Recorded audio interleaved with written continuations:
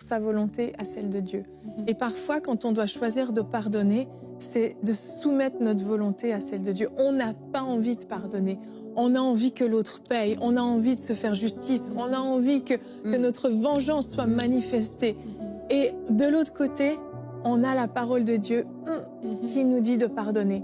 Et cet exercice de renoncer à cette envie de nous faire justice et de garder cette amertume pour pencher du côté de la balance de ce que la parole de Dieu dit, c'est un combat, bien sûr pas aussi important que celui que Jésus a vécu à Gethsémane, mais c'est similaire en fait. C'est ce choix, ce renoncement à soi, c'est une partie où on se dit c'est injuste, j'ai déjà souffert une première fois et c'est encore à moi de poser cette action du pardon. Et on doit se dire, Seigneur, je veux t'obéir malgré tout. Mais on réalise que la grâce de Dieu est tellement plus importante, tellement plus grande et nous dépasse. Et c'est là où il faut faire le choix parfois de choisir l'obéissance. On ressent peut-être pas qu'on a envie de pardonner.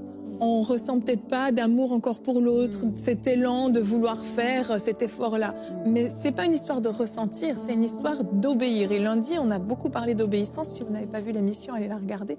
Et quand on comprend que le pardon, c'est avant tout un acte d'obéissance, ça change le regard par rapport à cette action.